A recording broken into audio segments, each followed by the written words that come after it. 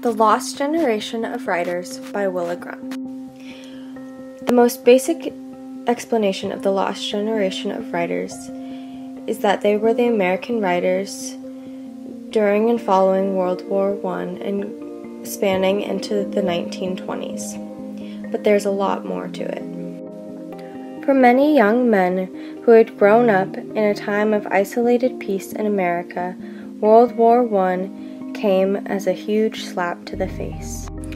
Soon after their arrival, the Americans discovered that the battlefield was not filled with honor, but with cruel and gruesome death.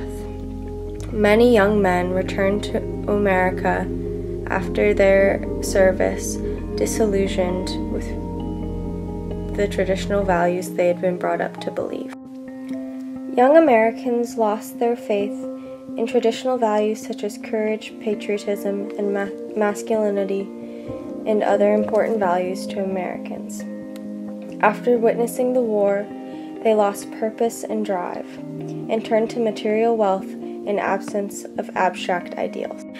Upon witnessing their return, many older citizens began to refer to the generation as the Lost Generation.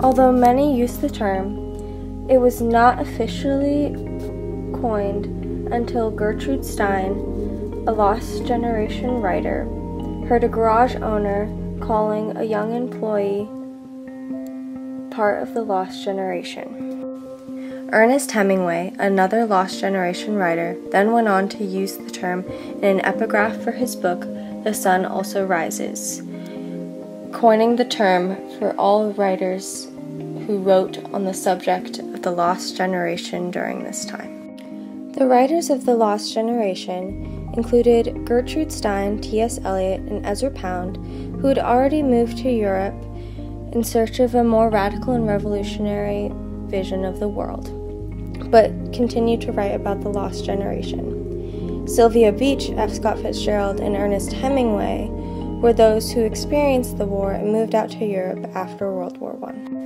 Many of these writers had experienced the war themselves and deemed that America had lost its sense of morals, so they emigrated to Europe to write and critique on the lost generation that they had experienced. Quote, "During this period, some believed that looking at America from the distance of a foreign city was the only way for an American to see and understand his or her own native country.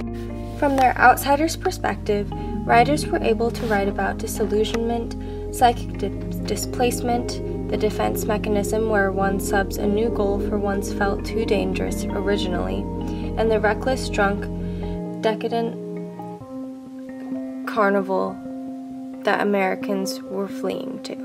Common themes that these writers built upon were decadence, believing that ideals shattered led to hedonism in the American society, gender roles and impotence, and looking at how gender roles were shifting, and the creation of idealized pasts to deal with the horror of reality in warfare. Ernest Hemingway was highly regarded for his work and youthful perspective. Some of the quotes that I found on him include, "The message he had for his fellow human beings, the message that only a youthful mind could conceive and believe in. Man can be destroyed but never defeated." The beauty of his work was that he shaped a style exactly fitted to the hard substance, death in battle, death in the hunting field. F. Scott Fitzgerald also made his mark upon the community, but in a different way. He brought his attention to the jazz age and much of the hedonism in American society.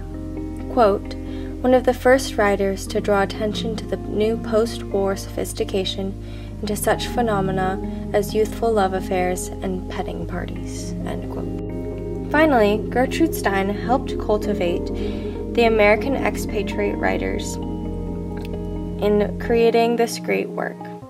She hosted parties and discussions and helped women form their own place in this world of men, encouraging their writing, editing, and publishing. Although the lost generation of writers were very much a creation of their time, they did leave a lasting legacy in great American novels and inspiring the Beat generation who rose post-World War II and wrote about their experience with American culture and politics after war. If any of this has piqued your interest, try some of these suggested books.